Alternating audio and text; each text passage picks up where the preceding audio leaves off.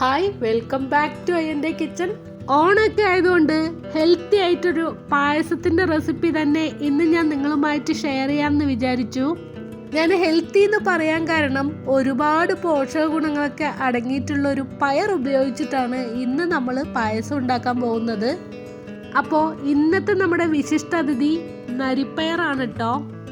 നമ്മുടെ വിശിഷ്ടാതിഥിയെ ചെറുതായിട്ടൊന്ന് പരിചയപ്പെടുത്തി തരാവേ. ഇതാണ് നമ്മുടെ നരിപ്പയർ. കാണാൻ ഇത്തിരിയുള്ളെങ്കിലും ആള് കേമനാണ്. ഒരുപാട് നല്ല കാര്യങ്ങൾ ഒളിപ്പിച്ചു വെച്ചിട്ടുണ്ട് കേട്ടോ. വലിപ്പം എന്ന് പറയുമ്പോൾ ചെറുപയറിനേക്കാളും ചെറുതാണ് കേട്ടോ. എന്നാൽ ചെറുപയറിന്റെ ആകൃതിയും വെള്ളപ്പയറിന്റെ കളറുമാണ് നരിപ്പയറിനുള്ളത്. കാണാൻ ഇച്ചിരി ഉള്ളെങ്കിലും ഈ ഒരു പയറിൽ ഒരുപാട് പ്രോട്ടീനും മിനറൽസും ഫൈബറും ഒക്കെ അടങ്ങിയിട്ടുണ്ട്. അതുകൊണ്ട് തന്നെ ഇന്ന് നമുക്ക് ഈ നരിപ്പയർ ഉപയോഗിച്ചിട്ട് ഒരു പായസം ഉണ്ടാക്കാം. 1 കപ്പ് നരിപ്പയർ അളന്നെടുത്തിട്ടുണ്ട്. 3-4 തവണ നല്ല വൃത്തിയായിട്ടൊന്ന് കഴുകിയെടുത്തതിന് ശേഷം ആവശ്യത്തിന് നല്ല വെള്ളം ഒഴിച്ചു കൊടുത്ത് പയർ 5 മണിക്കൂർ ഒന്ന് കുതിരാനായിട്ട് അനുവദിക്കാം.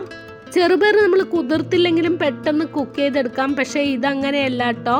കുതിർത്ത് കഴിഞ്ഞാൽ മാത്രമാണ് എളുപ്പത്തിൽ കുക്ക് ചെയ്യാൻ സാധിക്കുള്ളൂ. ഇതിപ്പോൾ 5 മണിക്കൂർ കുതിർന്ന നരിപ്പയറാണ്. കുതിർത്തെടുത്ത നരിപ്പയർ വെള്ളത്തോടു കൂടെ ചുവട് കട്ടിയുള്ള ഒരു പാത്രത്തിലോട്ട് ചേർത്ത് കൊടുക്കാം. എന്നിട്ട് ആവശ്യത്തിന് വെള്ളവും കൂടെ ഒഴിച്ചു കൊടുത്തിട്ട് അടച്ചു വെച്ച് നരിപ്പയർ നന്നായിട്ടൊന്ന് വേവിച്ചെടുക്കണം. ഇതുപോലെ പാത്രത്തിൽ കുക്ക് ചെയ്യുമ്പോൾ കുറച്ചധികം സമയം എടുക്കും കുക്ക് ചെയ്യാനായിട്ട്. അപ്പോൾ നരിപ്പയർ അവിടെ ഇരുന്ന് വെന്തോട്ടെ. അതുമ്പോഴത്തേക്കും പായസം ഉണ്ടാക്കാനുള്ള ബാക്കി കാര്യങ്ങളെല്ലാം ഞാൻ ചെയ്യുന്നുണ്ട്. എൻ്റെ കയ്യിൽ ഉണ്ട ശർക്കരയാണുള്ളത്. ശർക്കര ഒന്ന് ഗ്രേറ്റ് ചെയ്ത് വെച്ചിട്ടുണ്ട്. ഇനി ആവശ്യത്തിന് വെള്ളവും കൂടെ ഒഴിച്ചു കൊടുത്തിട്ട് ശർക്കര പാനിയാക്കി എടുക്കുന്നുണ്ട്. 2 വലിയ തേങ്ങ, നല്ല പാലുള്ള തേങ്ങ ചിരവി തേങ്ങാപ്പാലൊക്കെ റെഡിയാക്കി വെച്ചിട്ടുണ്ട് കേട്ടോ. 1-ാം പാലും 2-ാം പാലും എടുത്തു വെച്ചിട്ടുണ്ട്. ഇതെല്ലാം ഒന്ന് ശരിയാക്കുമ്പോഴത്തേക്കും നമ്മുടെ നരിപ്പയർ വെന്ത് കഴിഞ്ഞു. ഏകദേശം 1 മണിക്കൂർ സമയമൊക്കെ ആയിട്ടുണ്ട് ഇതുപോലൊന്ന് കുക്കായി കിട്ടാനായിട്ട്. പെട്ടെന്ന് വെന്ത് കുഴഞ്ഞു പോകുന്നില്ല. ഗോതമ്പായാലും പയറാണെങ്കിലൊക്കെ ഇതുപോലെ കുക്ക് ചെയ്തിട്ട് പായസം ഉണ്ടാക്കുമ്പോൾ അതിനൊരു പ്രത്യേക രുചിയാണ്. അതുകൊണ്ടാണ് കേട്ടോ ഞാൻ ഇങ്ങനെ തന്നെ ചെയ്യാൻ കാരണം. ഇനി ഒരു ഉരുളിയിലോട്ട് 1 ടേബിൾ സ്പൂൺ നെയ്യ് ചേർത്ത് കൊടുത്ത് നന്നായിട്ടൊന്ന് ചൂടാക്കിയെടുത്തതിന് ശേഷം നമ്മൾ വേവിച്ച് വെച്ചിരിക്കുന്ന നരിപ്പയർ ചൂടായ നെയ്യിലോട്ട് ചേർത്ത് കൊടുത്തിട്ട് നന്നായിട്ടൊന്ന് വഴറ്റിയെടുക്കാം. ഏകദേശം 5 മിനിറ്റൊക്കെ ഞാൻ ഇതുപോലൊന്ന് നന്നായിട്ട് വഴറ്റിയെടുക്കുന്നുണ്ട്. ഈ സമയത്ത് നല്ല മണമൊക്കെ വരുന്നുണ്ട്. ഫ്ലെയിമൊക്കെ ഒന്ന് അഡ്ജസ്റ്റ് ചെയ്ത് കുറച്ചധികം സമയം നന്നായിട്ടൊന്ന് വഴറ്റിയെടുത്തതിന് ശേഷം ഇതിലോട്ട് തേങ്ങാപ്പാൽ ചേർത്ത് കൊടുക്കാം. ഇതിപ്പോൾ തേങ്ങാപ്പാലിൽ നരിപ്പയർ നമ്മൾ ഒന്നുകൂടെ നന്നായിട്ടൊന്ന് കുക്ക് ചെയ്തെടുക്കുന്നുണ്ട് കേട്ടോ. ഇതുപോലെ ഇടയ്ക്കിടയ്ക്കൊന്ന് ഇളക്കി യോജിപ്പിച്ച് കൊടുത്തുകൊണ്ട് നരിപ്പയർ നന്നായിട്ടൊന്ന് കുക്ക് ചെയ്യുന്നുണ്ട്. തേങ്ങാപ്പാലൊക്കെ വറ്റി വരണം.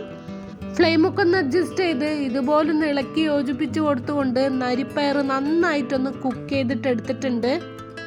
നമ്മൾ ഒഴിച്ച് തേങ്ങാപ്പാൽ ഇതുപോലൊന്ന് വറ്റി കുറുകി കിട്ടിയിട്ടുണ്ട്. പയർ നന്നായിട്ട് വെന്തതിന് ശേഷം മാത്രം ഇതിലോട്ട് ശർക്കരപ്പാനി ചേർത്ത് കൊടുക്കാം. ഞാനിതിലോട്ട് 2.5 കപ്പ് ശർക്കരപ്പാനി ചേർത്ത് കൊടുത്തിട്ടുണ്ടായിരുന്നു. മധുരം കുറവ് മതിയെങ്കിൽ 2 കപ്പൊക്കെ ചേർത്ത് കൊടുത്താൽ മതി. ഇനി ഇതെല്ലാം കൂടി ഇളക്കി യോജിപ്പിച്ച് കൊടുത്തുകൊണ്ട് ശർക്കരപ്പാനിയും ഒന്ന് കുറുക്കിയെടുക്കുന്നുണ്ട്. ശർക്കരപ്പാനിയും ഇതുപോലൊന്ന് നന്നായിട്ട് കുറുക്കിയെടുത്തതിന് ശേഷം 1-ാം പാല് ചേർത്ത് കൊടുക്കാം. സാധാരണ നമ്മൾ ഉണ്ടാക്കുന്നത് പോലെ തന്നെയാണ്. 1-ാം പാല് ചേർത്ത് കൊടുത്ത് നന്നായിട്ടൊന്ന് മിക്സ് ചെയ്ത് കൊടുത്ത് 1-ാം പാല് ചൂടാക്കി എടുക്കുക മാത്രമേ ചെയ്യുന്നുള്ളൂ, തിളപ്പിക്കുന്നില്ല. എന്നിട്ട് സ്റ്റൗ ടോപ്പിൽ നിന്ന് മാറ്റി താഴെ വെക്കുന്നുണ്ട് കേട്ടോ. ഈ സമയത്ത് അല്പം ഏലക്കപ്പൊടിയും കുറച്ച് നെയ്യും മാത്രമാണ് ഞാൻ ചേർത്ത് കൊടുത്തിട്ടുള്ളത്. നിങ്ങൾക്ക് വേണമെങ്കിൽ തേങ്ങക്കൊത്തും അണ്ടിപ്പരിപ്പും മുന്തിരിയൊക്കെ നെയ്യിൽ വറുത്തത് ചേർത്ത് കൊടുത്തോളൂ. ഞാനിതിപ്പോൾ അതൊന്നും ചേർത്ത് കൊടുക്കുന്നില്ല. നമ്മുടെ ഹെൽത്തി ആയിട്ടുള്ള നരിപ്പയർ പായസം റെഡിയായി കഴിഞ്ഞു. നരിപ്പയർ പായസം പെട്ടെന്ന് ഉണ്ടാക്കണമെങ്കിൽ കുതിർത്ത നരിപ്പയർ പ്രഷർ കുക്ക് ചെയ്ത് നന്നായിട്ടൊന്ന് ഉടച്ചതിന് ശേഷം നെയ്യിൽ വഴറ്റിയിട്ട് ഇതുപോലെ തന്നെ പായസം ഉണ്ടാക്കിയാൽ മതി. ഏകദേശം ചെറുപയർ പരിപ്പ് പായസത്തിൻ്റെ രുചിയാണ് കേട്ടോ നരിപ്പയർ പായസത്തിനും ഉണ്ടാവുക. ഏതായാലും ഹെൽത്തി ആയിട്ടുള്ള ഈ ഒരു പായസം ട്രൈ ചെയ്ത് നോക്കുക. പിന്നെ ഈ വീഡിയോനെ കുറിച്ചുള്ള നിങ്ങളുടെ അഭിപ്രായങ്ങൾ കമൻറ്റ് ബോക്സിൽ അറിയിക്കാൻ മറക്കരുത്.